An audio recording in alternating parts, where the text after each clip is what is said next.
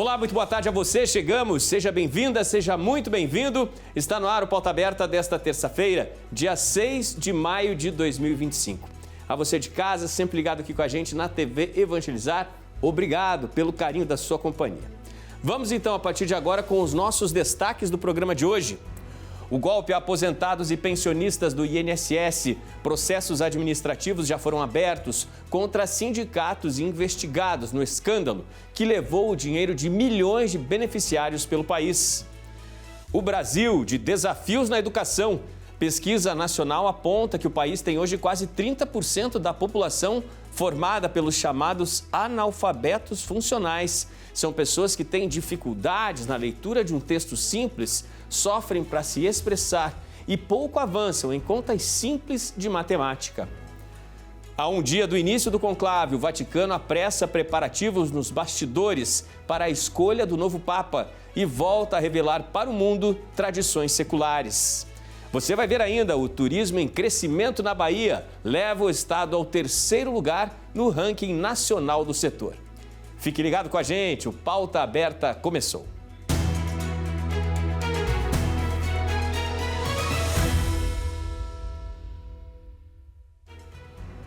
Já foram publicadas pela Corregedoria do INSS as aberturas de processos administrativos contra os sindicatos investigados no escândalo do INSS, que teria retirado de maneira indevida de aposentados e pensionistas algo em torno de 6 bilhões de reais. A abertura dos processos já no Diário Oficial da União torna-se pública e no mesmo momento o ministro da Casa Civil, Rui Costa, o ministro da Previdência, Volney Queiroz, o ministro da Advocacia Geral da União, Jorge Messias, e o novo presidente do INSS, Gilberto Waller Júnior, discutem qual será a forma de ressarcir os beneficiários que perderam dinheiro por conta das sucessivas fraudes no INSS.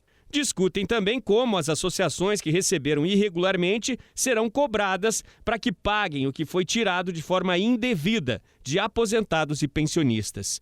Existe uma estimativa do INSS que aponta que pelo menos 4 milhões e 100 mil beneficiários podem ter sido lesados. As principais suspeitas apontam que, para movimentar toda essa fortuna considerada ilegal, viagens tenham sido feitas pelo Brasil e também no exterior. Até o momento, 2 bilhões de reais já foram bloqueados de contas com alguma ligação com as associações suspeitas. Já foram apreendidos também outros 41 milhões de reais em bens que estão sob suspeita. As apurações da Polícia Federal até o momento deixam claro que o golpe envolvia um grupo de empresas e pessoas que se movimentavam numa rede complexa para receber e fazer o envio do dinheiro ilegal. Em alguns casos, o dinheiro teria sido enviado para jurisdições com sigilo financeiro. Paraísos fiscais como Miami, Panamá e Dubai podem ter sido alguns dos destinos do dinheiro. Pois é, diante deste rombo financeiro, o presidente do INSS já afirmou que o preço será alto e que o INSS deverá arcar sim com parte deste recurso. Disse também que o ressarcimento será feito via benefício, nada de PIX. Triste realidade do INSS, na qual, até por depender de tantas ações dessa instituição, o cidadão brasileiro aprendeu a confiar nela. E aí, de repente, se vê lesado, do próprio patrimônio, justamente ali onde antes tinha toda a tranquilidade de que estaria com o patrimônio financeiro, com o dinheiro muito bem guardado. Mudando de assunto, gente, a dificuldade para ler textos simples e realizar contas de matemática é hoje uma dura realidade para quase 30% dos brasileiros. Eles são considerados analfabetos funcionais. E o Brasil, há pelo menos 15 anos, não supera o desafio que deveria ser simples de transformar essa realidade. Um retrato de atraso para o país. Falta para estes brasileiros a capacidade de expressar as próprias ideias e conteúdo para realizar operações simples de matemática. Por isso, eles estão classificados como analfabetos funcionais. A pesquisa, realizada pela Ação Educativa e do Conhecimento Social, em parceria com a Fundação Itaú, Fundação Roberto Marinho, Instituto Unibanco, Unesco e Unicef, revela que praticamente 1/3 dos brasileiros sofre para avançar com essas tarefas. 29% do total. E é um quadro que há 15 anos não muda. Em 2009, 27% dos brasileiros eram considerados analfabetos funcionais. A pesquisa fez a avaliação do nível de alfabetização de 2.554 pessoas, de 15 a 64 anos no ano passado. Ao segmentar a pesquisa, os números revelam outra realidade, de ineficácia do ensino em alguns casos. Entre as pessoas que estudaram até o 5º ano, 78% são analfabetos funcionais. 43% são classificados assim entre os que estudaram até o 9º ano. 17% entre os que chegaram ao ensino médio e 12% no ensino superior. Entre jovens de 15 a 29 anos, a quantidade de analfabetos funcionais passou de 14% para 16% de 2018 para 2024. De acordo com educadores, é um país que vai perdendo capacidade de produzir melhor. Numa outra avaliação deste estudo, foi observada a capacidade de navegar no mundo digital. E, neste caso, mais de 90% das pessoas classificadas como analfabetos funcionais apresentaram desempenho baixo ou médio no ambiente digital.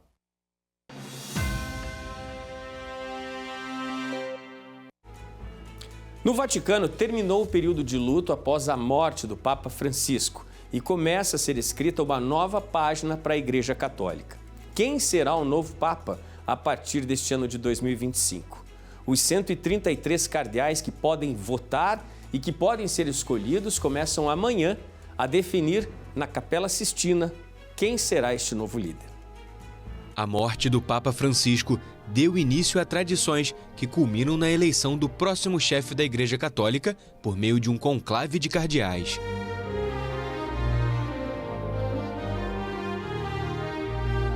No Vaticano, cardeais de todo o mundo se reúnem para escolher o sucessor do Papa Francisco. Mas nem todos votam.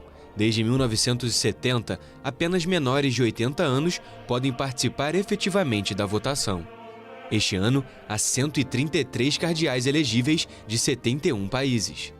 Desta vez, o conclave, que significa fechado à chave em latim, começa no dia 7 de maio.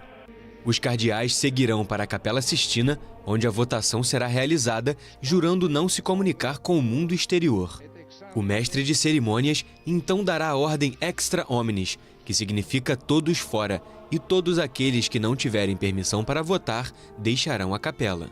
Os cardeais votarão escrevendo o nome de seu candidato em um pedaço de papel e dobrando 2 vezes. Um cardeal precisa obter 2/3 dos votos para ser eleito papa. Se ninguém receber o número necessário de votos, os eleitores continuarão votando até 4 vezes por dia para escolher o sumo pontífice. Caso ainda não haja resultado após 3 dias, a votação será interrompida para um dia de oração. O processo continua até que haja um resultado definitivo. 2 vezes por dia, as cédulas são queimadas em um forno na capela. A chaminé pode ser vista da Praça São Pedro, onde multidões costumam aguardar o resultado da eleição. Se ela emitir fumaça preta, nenhum papa foi eleito. Quando a fumaça branca finalmente aparecer, um novo Santo Padre foi escolhido. Na eleição de Bento XVI em 2005, saiu uma fumaça cinza da chaminé, causando confusão na interpretação. Hoje em dia, são adicionados produtos químicos para realçar a cor preta ou branca da fumaça. Uma vez eleito, o cardeal escolhido deve responder a 2 perguntas. Você aceita sua eleição canônica como sumo pontífice? E qual nome papal você gostaria de usar? Assim que aceitar, o cardeal se tornará papa. Então, da sacada central, o cardeal diácono sênior anunciará a notícia à multidão com a famosa frase em latim: Habemus Papam, temos um papa. Habemus Papam. Ele também revelará o nome escolhido para o novo pontífice. O novo líder da Igreja Católica aparecerá na sacada para proferir sua primeira bênção Urbi et Orbi. O sucessor do Papa Francisco se tornará o 267º Papa da história.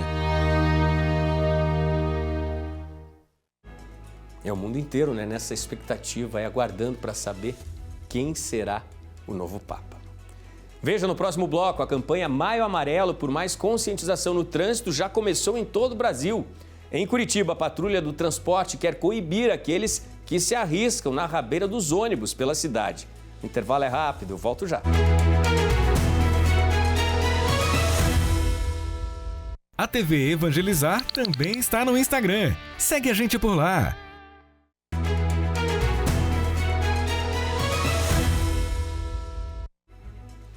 Pauta Aberta está de volta para este segundo bloco. A você de casa, sempre ligado com a gente aqui na TV Evangelizar. Muito obrigado pelo carinho da sua audiência. Vamos de previsão do tempo, então, né? A semana começou com um clima típico de outono. Frio pela manhã, sol pela tarde. E não há previsão de chuva nas regiões centro-oeste, sudeste. Também não há previsão de chuva nem no Paraná, nem em Santa Catarina. Amanhã o dia será bem ensolarado, com a temperatura ainda começando mais baixa pela manhã, só que à tarde esquenta bastante, principalmente entre Mato Grosso do Sul, São Paulo, Triângulo Mineiro e Goiás. Na região norte, temos a Zecite influenciando o tempo entre Amapá, Pará até Rio Grande do Norte, uma frente fria na altura da Bahia ainda formando nuvens bem carregadas entre Bahia, Sergipe e Alagoas, e no extremo sul do país, a circulação de ventos em vários níveis da atmosfera também forma nuvens bem carregadas entre Bagé, Pelotas e Uruguaiana.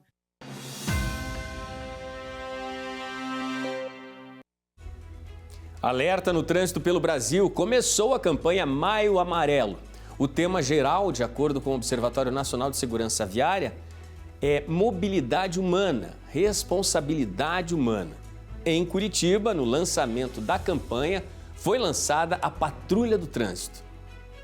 É preocupação geral em Curitiba, a cidade das canaletas exclusivas para os ônibus expresso, onde muitos meninos entusiasmados e imprudentes adoram pegar carona na rabeira desses imensos veículos. Foi assim que o menino de apenas 14 anos, que gostava dessa carona, acabou virando mais uma vítima no último dia 26 de abril. Eu lamento muito a fatalidade que teve com o jovem de 14 anos, uma criança que morreu fazendo essa rabeira. E o alerta está dado a todos. O trabalho, o prefeito Eduardo Pimentel garante, será para chegar ao índice morte zero no trânsito da capital paranaense. Para isso, ainda este mês começa a atuar nas ruas a Patrulha do Transporte, que vai coibir os teimosos que ainda insistem na prática arriscada na rabeira dos ônibus do transporte público. Vão ser guardas municipais destacados especificamente para tratar do transporte coletivo de Curitiba. Então, para pensar os problemas que afetam o transporte público de Curitiba. Eles também tratarão das questões dos furtos dentro dos coletivos, assédios que podem ocorrer dentro do coletivo. Então, toda a questão de segurança vai ter esse ponto focal nessa patrulha para que a gente tenha um transporte coletivo seguro e que o cidadão se sinta bem em utilizar o transporte público aqui de Curitiba. E para chegar à redução expressiva de ocorrências no trânsito, o alerta aumentou em sinalizações nos ônibus. Muitos podem nem imaginar, esses grandes veículos têm vários pontos cegos, de 6 a 10, de acordo com os especialistas. Nós vamos colar adesivos em alguns ônibus na cidade, mostrando para a população que ela tome cuidado, porque em alguns pontos, quando ela faz a passagem pelo ônibus, ela entra num ponto cego. Isso acontece dentro do carro e também no transporte coletivo. No lançamento da campanha Maio Amarelo, o prefeito diz que quer as crianças mais bem orientadas sobre os perigos no trânsito. E destacou o novo portal, já lançado na internet, que vai prestar contas aos cidadãos sobre os recursos das multas aplicadas na cidade, onde elas são mais aplicadas, que valores foram cobrados e para onde vai o dinheiro. Nesta via, em busca de mais segurança e transparência, o prefeito dá mais um recado: quer o cidadão muito bem informado e mais cuidadoso no trânsito da cidade. Nós queremos ao máximo diminuir o número de acidentes e buscar o morte zero no trânsito da cidade.